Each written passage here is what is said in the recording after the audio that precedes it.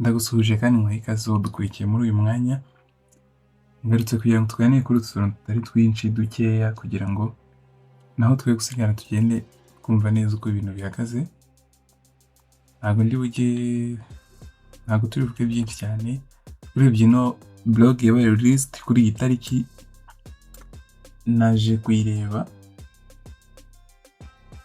mbona irimo ibintu by'ingenzi ukwiye kuba tuzi. Ukeneye amakuru menshi wajya kuri iyi link ugasoma byinshi, hano biriho, ariko si ngombwa ko tujya hano, n'ubundi hariya baba baduhaye summary, si ngombwa kujya muri byinshi.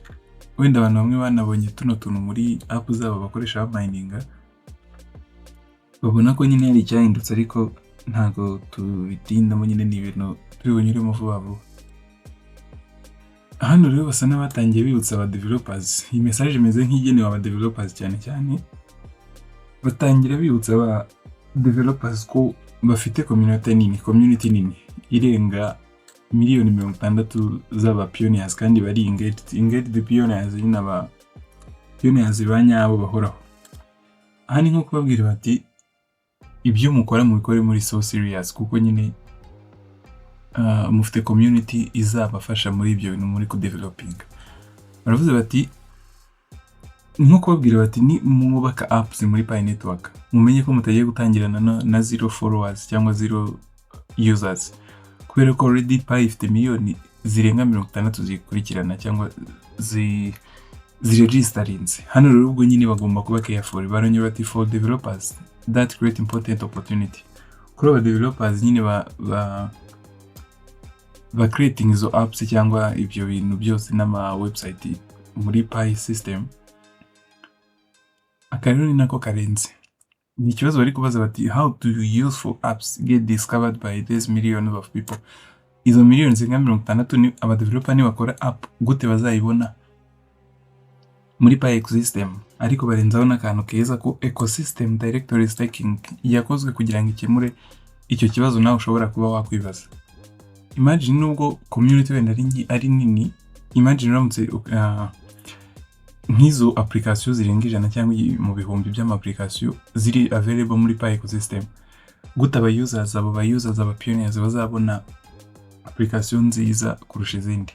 Rero no Pi creating kano kantu ka ecosystem directory stacking kugira ngo gafashe aba users kugira ngo application nziza barizo ziba visible cyane, zigaragara cyane kurusha izindi.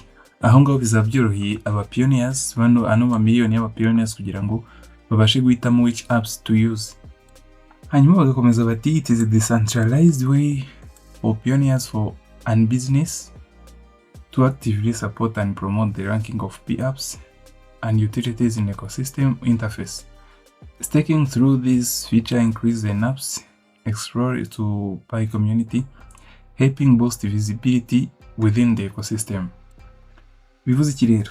Bivuze nko Pi irimo iremerera community yayo kugira ngo nabo bagire uruhare mu gupromotinga cyangwa gupromotinga izo application zose. Hanyuma hano bivuze ngo application nibona staking support nini, bizatuma iba igaragara cyane muri Pi ecosystem directory. Bivuze ngo nyine ibyo ngibyo kandi bizagirwamo uruhare n'aba pioneers, abo ba users nyine ntabwo ari aba developer bazabigiramo uruhare.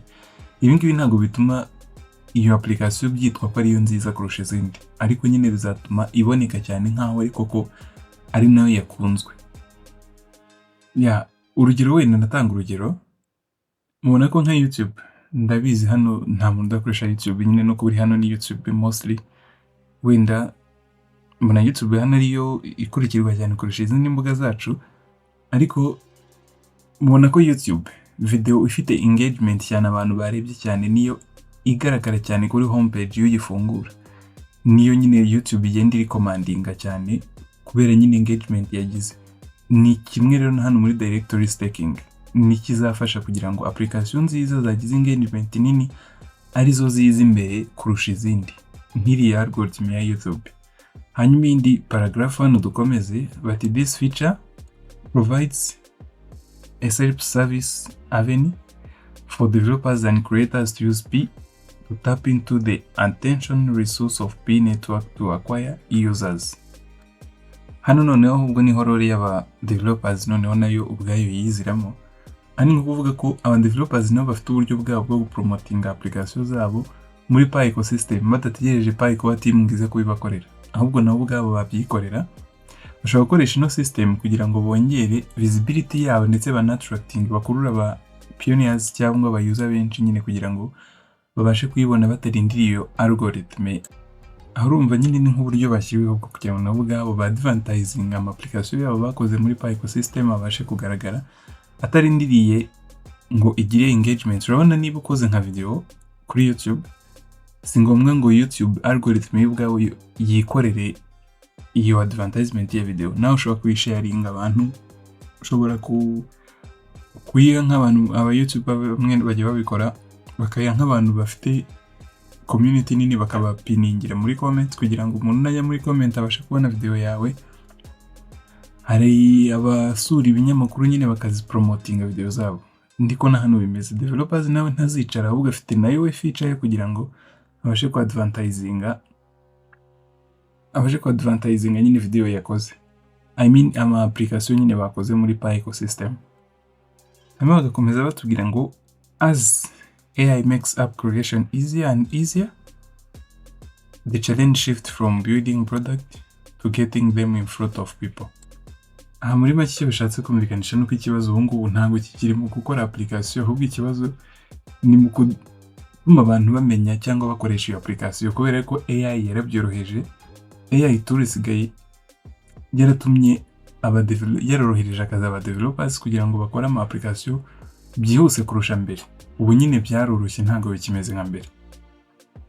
Dusoza bati ecosystem director is taking improve ecosystem discovery, making it easier for developers and creators to connect with the users and easier for users to discover apps. N'ubundi baracyakomeje kubyoroshya. Aha ni ku musozo bizera yuko ku musozo nyine we blog cyangwa kuri no tangazo bari batanze, bavuga bati twizeye yuko ibingibi bizagira umumaro buri wese, apana developer gusa, ahubwo muri rusange no kuba pioneers. Ku ba developers application zabo zibonwa cyane kandi aba users nabo bazibona nyine urumva ni profit, ndetse no kuri Pi ecosystem nayo iba active cyane kuko nyine irimo irakoreshwa ndetse inagira agaciro nyine kubera iryo koreshwa. Bivuze iki rero? Bivuze ko uko ecosystem ya Pi igenda ikura, kubona ama application y'umumaro bigomba kuba byoroshye kurushaho, kandi binafasha aba pioneers kugira ngo babone agaciro ka Pi, agaciro ko mu gukoresha Pi network. Ngira ngo mukomeje kugenda mubibona nyine ko ibintu bigenda bihinduka birushaho kuba byiza, cyangwa birushaho kuva mu kuvuga ngo Pi ni faranga gusa, ahubwo iri kugenda ibirenze faranga. Reka nsoreze aha ngaha rero, ntabwo ndi buvuge byinshi, kwa gusobanura gatoya kuri no tangazo kugira ngo tugendane. Ukeneye byinshi uraza guklika kuri iyi link nyine nkuko mwabibonye, ujye kuri website usome birambuye, ariko n'ubundi ni ikindi kiri no tangazo ryashaka kuvuga. Turabashimiye mwese twabanye, naho mu zindi video.